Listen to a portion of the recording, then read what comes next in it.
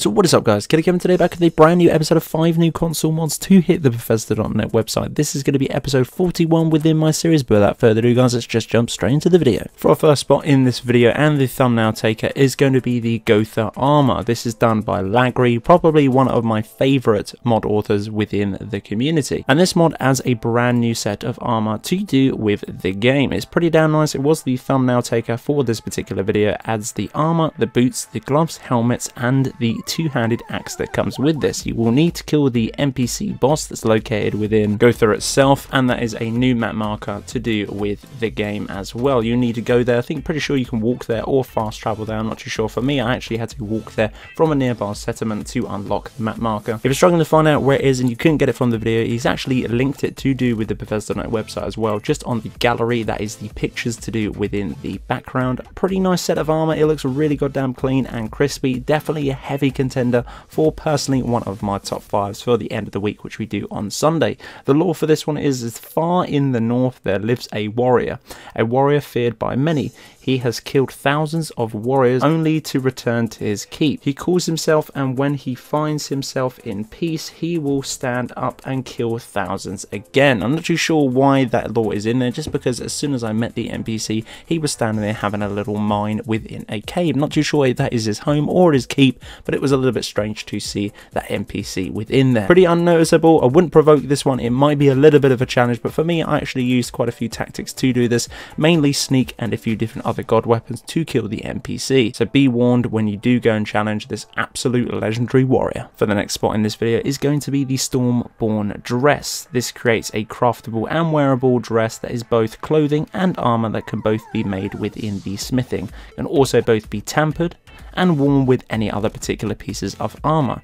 This is classified as light leather, and this is inspired from the dress to do with the Game of Thrones Daenerys character within there. Pretty damn cool. I thought it was awesome. Personally, I feel like it fits in the game very nicely indeed, just for the fact of we do have dragons within the game. Not too sure if you can tame them, but I know for a fact that you can get some dragon mounts. So if you are looking for a Game of Thrones inspired themed game, there are plenty of other Game of Thrones mods out there to collaborate to enter the realms of the Seven Kingdoms. A cool little mod. Highly recommend grabbing it if you do have a base themed game around the Game of Thrones franchise, and overall for a download size of 12.5 megabytes, it's definitely a steal to add to that collection. Red Flame, an Elder Scrolls Skyrim dungeon. Cathedral is located east of Castle Volcari. To get inside, you will need to find a key. Try looking around the areas where the civilian vampires live. And in the content of this mod is an estimated hour-long lore-friendly dungeon, and new weapons, spells to mess around with, new altars for blessing vampire characters, and a new way to become a vampire,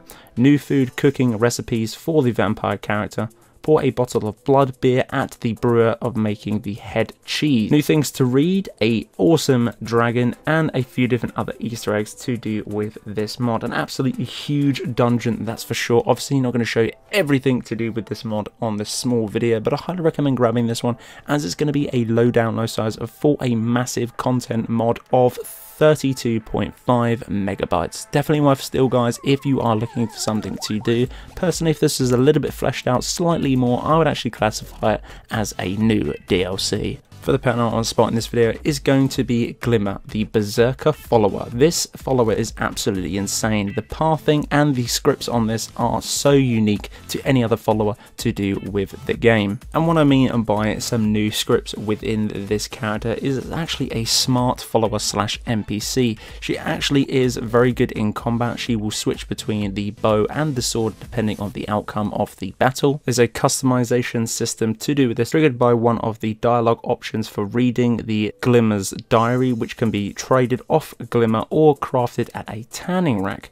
This will prompt you with the cooldown menus, which will be get up for the delayed of the knockdown times, the war cry for the delayed of using player's heal, alchemy delayed for crafting in-game hours and not real world, war cry menu, and that will be threshold at what health to heal and assist the player, i.e. you, and the amount to heal you by as well. The toggle menu, which is the player heal, toggles healing healing the player with Warcry, and get up again with the toggles of getting up from knockdown. Also a auto armor menu which sets to be a minimum damage resist for the value to do with combat, and that is obviously in conjunction with some of the armors and the multipliers, and also the XP to do with Glimma within combat. A very unique and advanced NPC follower. Once you've installed it, she should teleport to you straight away. There's no need to go out and find her. Overall, a pretty cool mod. Hopefully we can see other things like this with other followers, just because all the scripting and the unique dialogues with all of the other awesome content that this follower has to add into the game would be absolutely special on some other unique followers. And for our last spot in this video is going to be Whiterun, Magic Towers and Overhaul. This is for PS4 and for Xbox One, so do not worry about that. And this mod will eventually overhaul